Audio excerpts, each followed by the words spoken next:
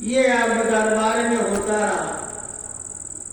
ایک شخص اٹھا، وہ اکثر کوفہ مدینہ تجارت کی غرض سے جاتا رہتا تھا. وہ اٹھا کہنے ہاں اس روئے زمین پر ایک شخص ہے جو ان دونوں مقتول کو زندہ دوبارہ حیات دے سکتا. بادشاہ چوکا، دربار والے دیکھ رہے کیا کہہ رہا ہے.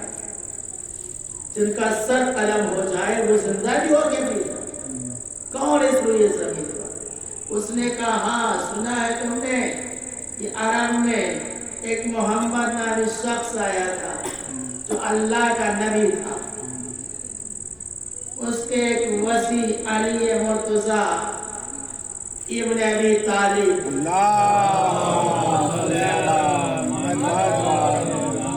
اور اس وقت ان کے وصی حسن ابن علی ابن ابی طالب ہے.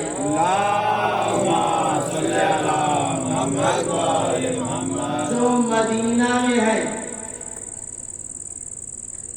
وہ زندہ کر سکتی ہے. اللہ نے انہیں اختیار دیا. تو بادشاہ چین نے کہا یہاں سے کتنی دور، کتنا سفر ہے، کتنا ٹائم لگے گا؟ بتانے والوں نے کہا 6 مہینے. اس نے کہا نہیں بہت زیادہ ہے، 15 دن. 15 دن جاؤ تم، یہ زادران لو، سواری لو، جاؤ اور انہیں لے آؤ اور ان دونوں کو وہ زندہ کر. وہ چلا، جیسے ہی شہر سے باہر پہنچا گھوڑے سے اترا، سجدے میں پیشانی رکھ دی. اے پروردگار تو قادر مطلق ہے، تو اپنے نبی کے جانشین ان کے نواسے کو جو اس روئے زمین پر امام ہے، برحق ہے، لہذا جو برحق ہے تو انہی کے وسیلے سے انہیں یہاں تک پہنچا دے. ہم کیسے پہنچے؟ فریاد کرتا رہا، گڑ گڑاتا رہا. اتنے میں وہ کہتا ہے کسی نے آ کر کے، چونکہ سجدے میں تھا، چھڑی سے ایسے تھوڑا سا وہ کیا. یہ بیدار ہوا، سجدے سے سر اٹھا لیا. کہ بھائی آپ کیوں؟ مجھے فریاد کرنے دو، مجھے اس وقت کام آخری نبی کے نواسے سے معاملہ ایسے. تو آنے والے نے مسکرا کے کہا بلاتا بھی ہے پہچانتا بھی نہیں ہے. تو بلاتا بھی ہے پہچانتا نہیں ہے. میں ہوں حسن مصطفیٰ، آخری نبی کا نواسا، جانشین. جا بادشاہ سے کہہ دے کہ قریب وہ آنے والے ہیں. وہ خوشی میں گیا اور جا کے بادشاہ سے کہا قریب وہ آنے والے ہیں. اس نے دربار سجوایا، فوج اور ایک فوج شاہانہ استقبال کیا. اس نے جوش و خروش کے ساتھ امام آئے. سارا مجمع دیکھ رہا ہے، گلا کٹنے کے بعد یہ حیات کیسے نہیں، یہ زندہ کیسے کرے. امام آئے، سامنے بڑھ کے استقبال کیا. امام نے اشارہ کیا سب بیٹھے. امام نے 2 رکعت نماز پڑھا، ہاتھ بلند کیا. اے پروردگار تجھے معلوم ہے میں تیرے حبیب محمد مصطفیٰ صلی اللہ علیہ وسلم نواسا ہوں. تو نے مجھے بھی امام بنایا، انہیں دونوں کو حیات دے دے. سر ملا دیا. جیسے ہی دعا بھی ختم ہوئی کہ دونوں زندہ ہو. سارا مجمع ماہر حیرت ہے کیا، دونوں زندہ ہوئی. امام کے قدموں کا بڑھ کر کے بوسہ لیا. امام نے آواز دی، بادشاہ کو خطاب کیا کہ سنو، دونوں کا رشتہ کر دو، شادی کر دو۔ اور اس کے بعد امام نے کہا بادشاہ سے سنو، مجھے اور بھی کام ہے، اب میں جا رہا ہوں۔ یہ امام نے کہا، لوگوں نے دیکھا کہ امام نظروں سے غائب ہو گئے، تو یہ امام نے پہلے بتا دیا کہ ہم جب چاہیں گے تو ظاہر ہوں گے، جب چاہیں گے غائب ہوں گے۔ یہ ہر امام کی صفت رہی ہے، تو آخری امام کا بھی یہی حال ہے، جب چاہتے ہیں ملنا تو ظاہر ہوتے ہیں، ورنہ امام نظروں سے اوجھل ہوتے ہیں۔ صلوات پڑھ دیں محمد والے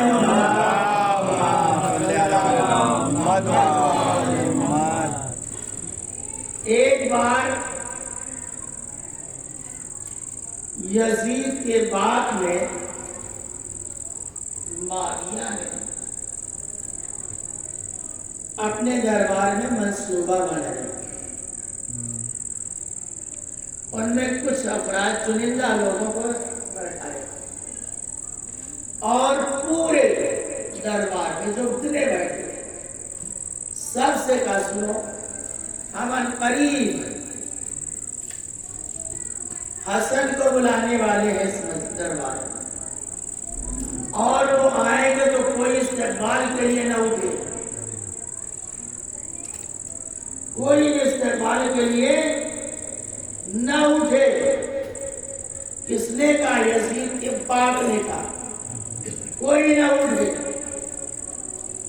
سب نے قسمیں کھانی، ہاں نہیں اٹھیں گے، نہیں اٹھیں گے، نہیں اٹھیں گے۔ اتنے میں جیسے ہی امام حسن علیہ السلام نے دربار معاویہ میں پہلا قدم رکھا، سارا دربار اٹھا۔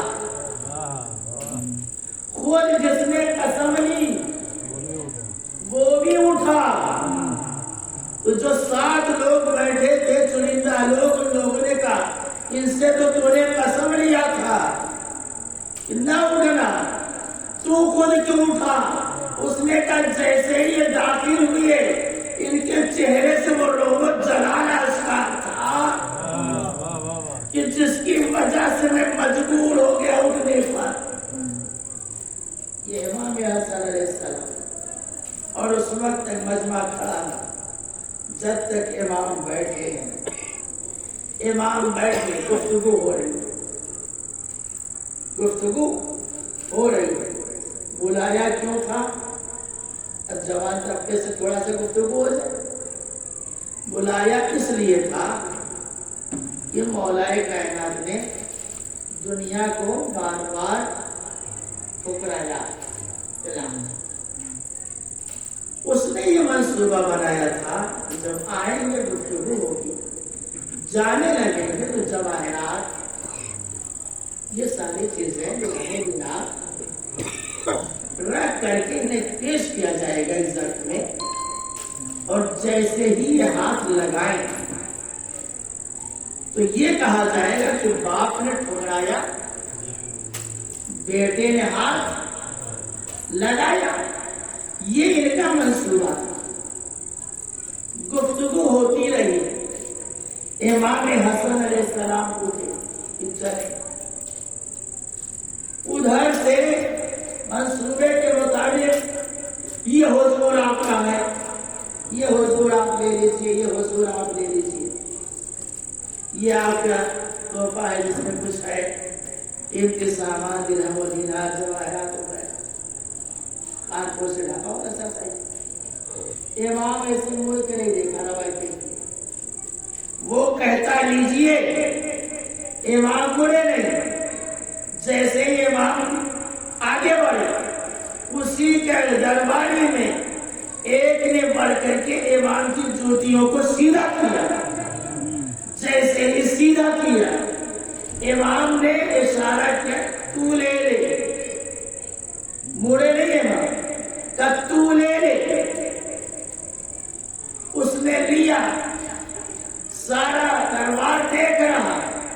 امام نے بتا دیا جتنا تو نے میرے لیے رکھا تھا اتنا ہم اسے دیتے ہیں جو جوتیاں سیدھی کرتا۔ صلوات پڑھ والے محمد والے محمد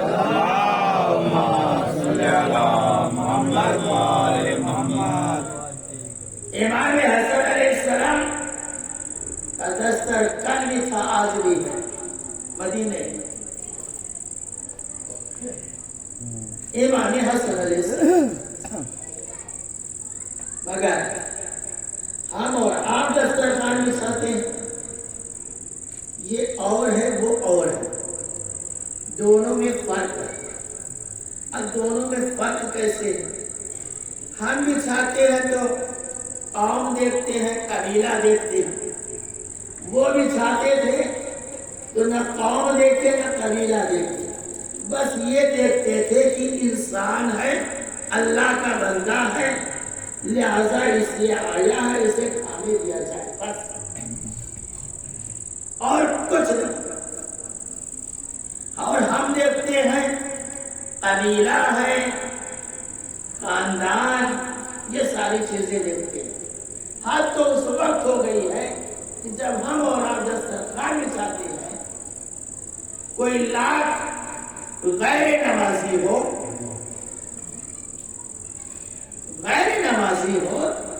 کھلے عام جھوٹ بول رہا ہو، کھلے عام دوسروں کا مذاق اڑا رہا ہو، تھوڑا سا ٹیپ ٹاپ میں آ جائے تو اسے جلدی سے بڑھ کر کے کہتے آئیے، اور ایک وہ آدمی ہے جو زبان چلاتا ہے، جو سنبھل کر کے زبان کھول چلاتا ہے، جو سنبھل کر کے واجبات پر حتی الامکان کوشش کر کے عمل بھی کرتا ہے، اسے کوئی جلدی ہم پوچھتے ہی نہیں، یہ معیار ہے نہیں ہے۔ صلوات پڑھ دے محمد والے محمد، یہ معیار ہمارا اور آپ کا بڑا ہے۔ صلوات پڑھ دے محمد والے۔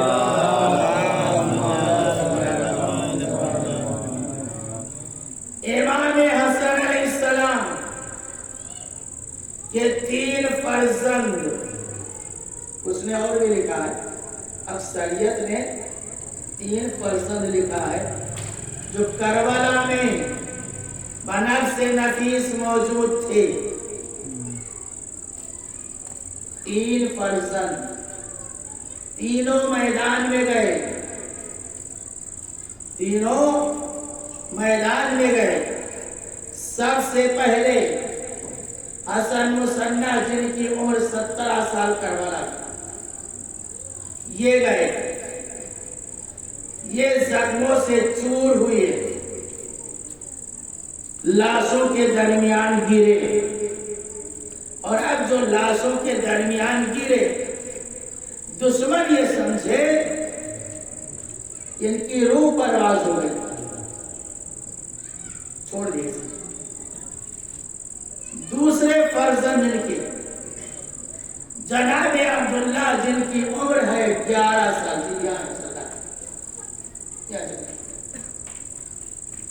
صلوات پڑھ دے محمد محمد۔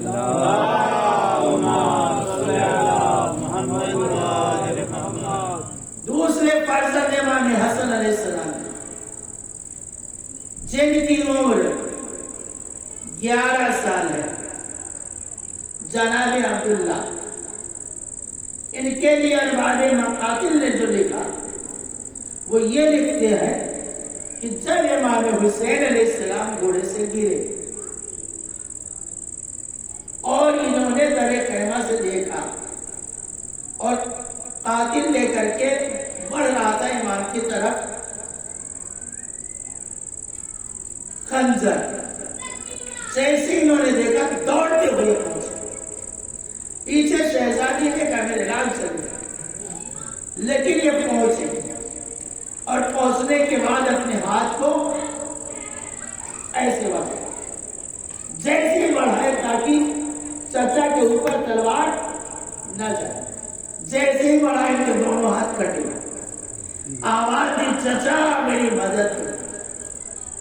امام نے آواز دی آج تو مجھے سارے داغ اٹھانے، یہ اور ایک تیر آیا دشمن کا جس سے یہ شہید ہوئی۔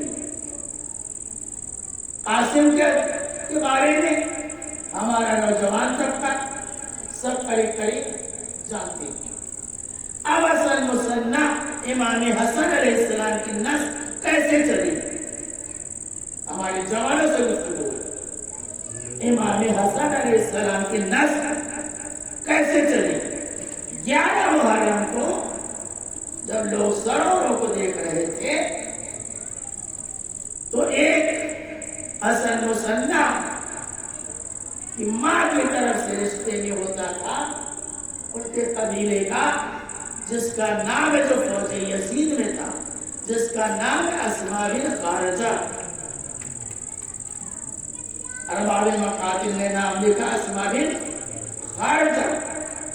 इन्होंने जब हसन मुसन्ना को देखा तो हमारे साथ ने सिफारिश की, कैसा है ये, इसकी माँ हमारे कबीले की है, लिहाजा जान अमान हो, विश्वास बाकी है, अगर हो तो हम इन्हें लेके कूफा जाएंगे और इनका इलाज वगैरह करवाएंगे। उसने कहा ठीक है, आए लेकर के वो आईने होश नहीं। जब आए इसका इलाज हुआ होश में, तो पहला सवाल किया मेरा चचा था, पहला सवाल किया। लोगों ने कहा वो तो शहीद कर दिए गए, ज़ारो कतार में मदीना है, इनका रिश्ता इमाम हुसैन अलैहिस्सलाम की बेटी फातिमा से हुआ, बास कहते हैं फातिमा कुबरा से। 35 साल की उम्र में जनाब हसन मुसन्ना को जहर दे के शहीद किया गया। आज दुनिया में जो सैयद तबाई पाए जाते हैं ये इमाम हसन अलैहिस्सलाम यानी इमाम हसन मुसन्ना की ये नस्ल से है, गोया ये इमाम हसन अलैहिस्सलाम की नस्ल से। सलावत पढ़ दे मोहम्मद मोहम्मद।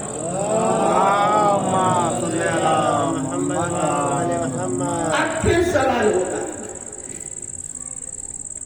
कि आखिर ये सवाल हमने अपने उस्ताद से भी किया था दौरे तारीख में, हुजूर ये बताइए हमारे 12 इमाम हैं, कितने? 12 इमाम। नमाज खत्म हुई 3 ज़ियारत, नमाज खत्म हुई 3 ज़ियारत, मजलिस खत्म हुई 3 ज़ियारत। वजह क्या है? होना तो चाहिए, सारे 12 इमामों की होने चाहिए, होना चाहिए ना। तो मेरे उस्ताद ने जो जवाब दिया है वो जवाब ये दिया कि ये देखा गया इमामों की फहरिस्त में सबसे ज्यादा मजबूत जो है वो है इमाम हुसैन अलैहिस्सलाम, इसलिए उनकी पहले ज्यादा पढ़ते हैं। उसके बाद सबसे मजलूम हमारा और आपका 8वां इमाम है, इसलिए इमाम हुसैन अलैहिस्सलाम के बाद 8वें इमाम की ज़ियारत। फिर उसके बाद आवाज मेरे उस्ताद ने फरमाया कि फिर उसके बाद जो मजलूम शख्सियत है वो वक्त का इमाम है, जो सारे मजालिम होते हुए देख रहा है, माँ के उजड़ा हुआ मजार अलैहिस्सलाम के कुछ उजड़े हुए मजार, कहीं उनके चाहने वालों के जुल्म और सितम, तो वो आखिरी इमाम मजलूम, और चूंकि वो वक्त का इमाम भी है सरपरस्त, तो मेरे उस्ताद ने फरमाई 3 ज़ियारत इसलिए है, बकिया सब पढ़िए, पढ़ना चाहिए, लेकिन मशहूर हम लोग जो पढ़ते हैं वो 3 ज़ियारत पढ़ते हैं। इसी तरह से 3 बेटों में जो देखा सबसे मजलूम जनाब कासिम है करबला। अब्दुल्ला बिन हसन भी नहीं उतने मजलूम, हसन मुसन्ना भी नहीं, भाइयों में सबसे मजलूम जनाब कासिम है, और इनकी 13 बात कहते हैं 14 साल, इससे ज्यादा नहीं है। जनाब कासिम अलैहिस्सलाम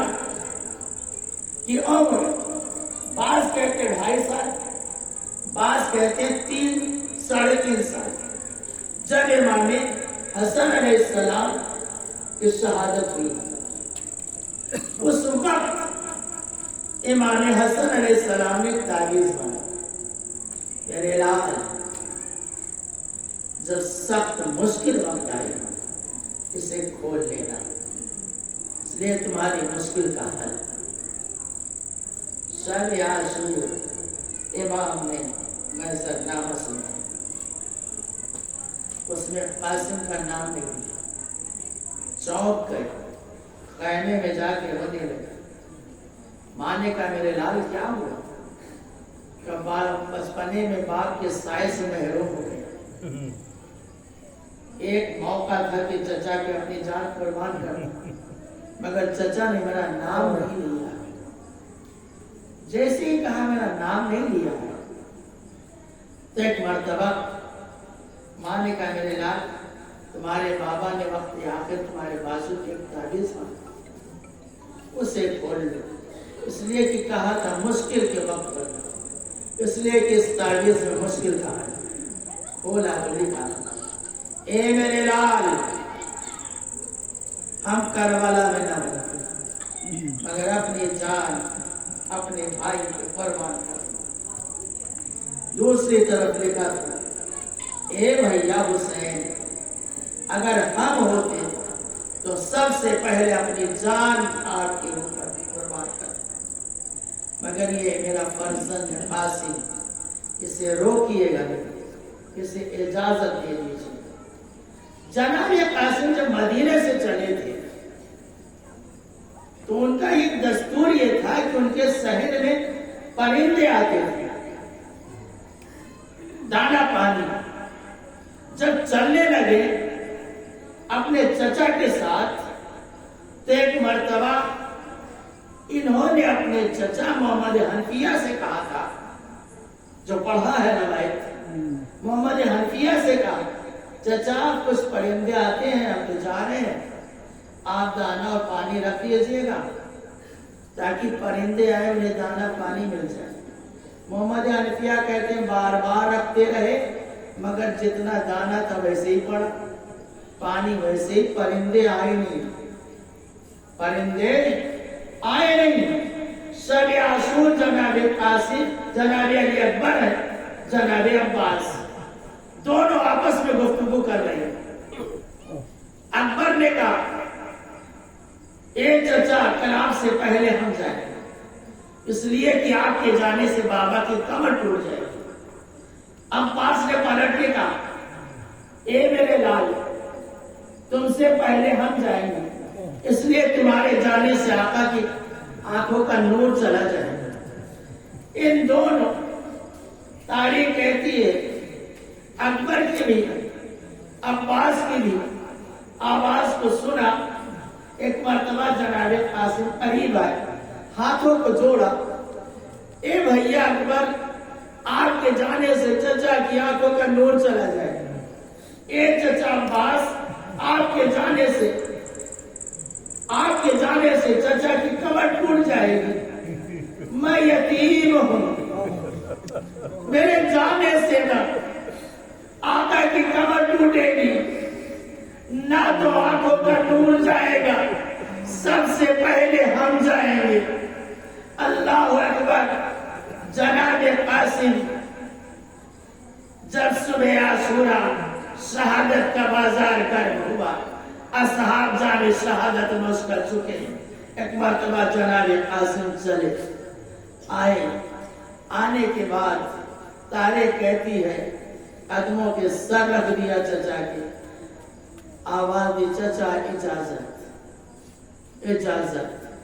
تاریخ کا فکرہ یہ ہے چچا اور بھتیجے اس طرح سے مل کے روئے، بے ہوش ہو کے بعض علماء لکھتے، لیکن جب ہوش میں آئے آواز دی جاؤ میرے لال، خود گھوڑے پہ بٹھایا ہے، خود گھوڑے پہ بٹھایا، اور اب جناب قاسم چلے، 13 یا 13.5 14 سال کا سن ہے، سے آگے اب جناب قاسم میدان میں آئے، دشمن آتے گئے، یہ جناب قاسم زیر کرتے گئے.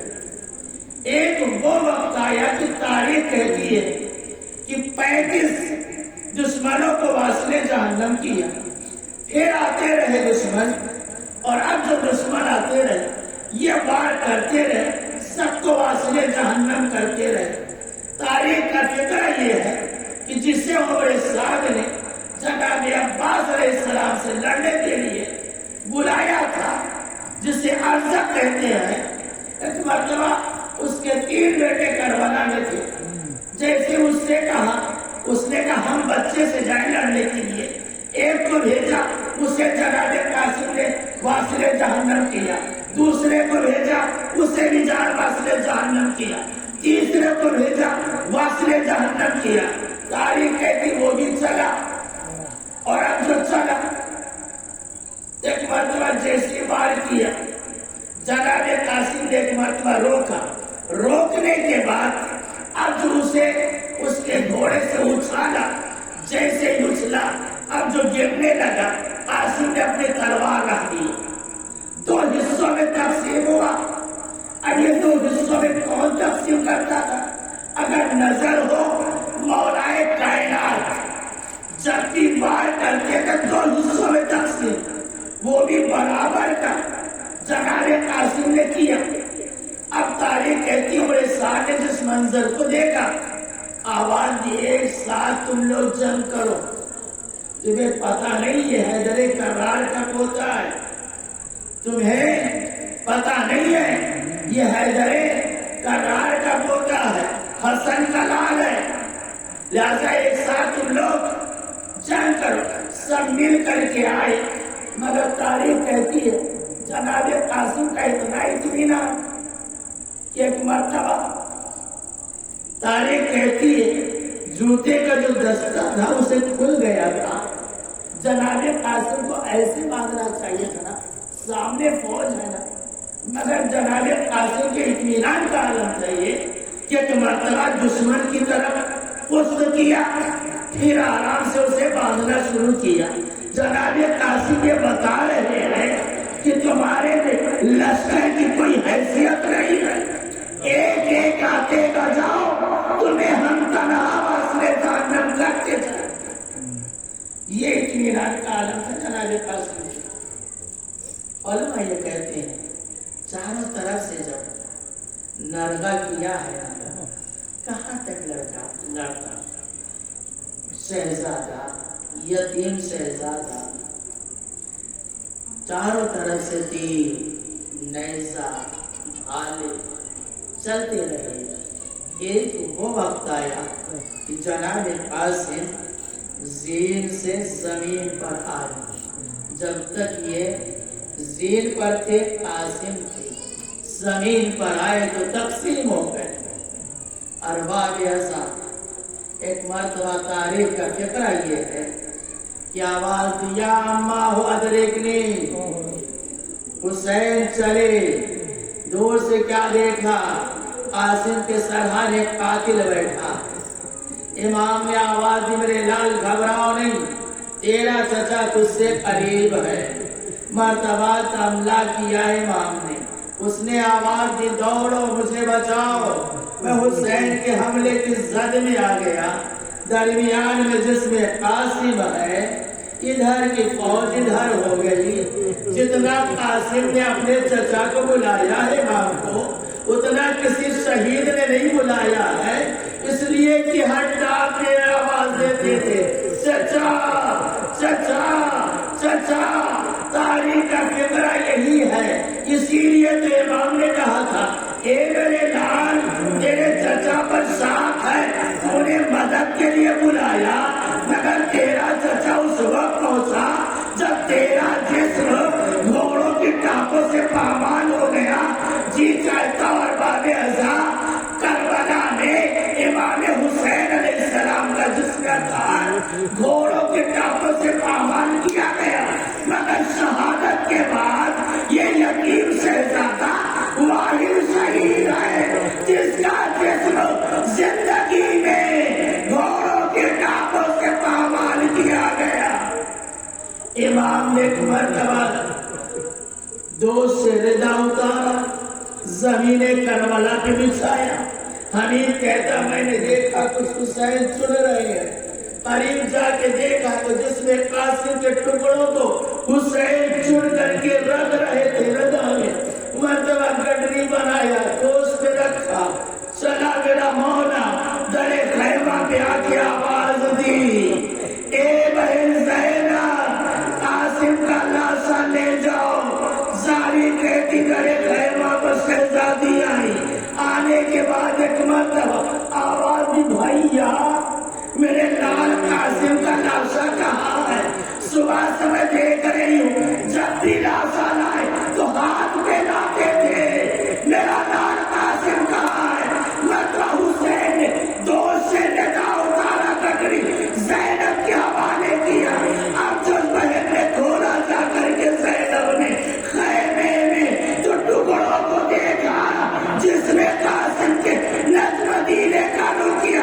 اے بھیا سب ایک وہ وقت تھا تیری بہن تیرے جگر کے ٹکڑوں کو دیکھا، آج تیرے لال قاسم کے جسم کے ٹکڑوں کو تیری بہن دیکھ رہی ہے۔ واہ محمدہ، واہ علیہ حبیبی آگریا، سیالم الذین ظلم، انا للہ و انا الیہ راجعون۔ ماتم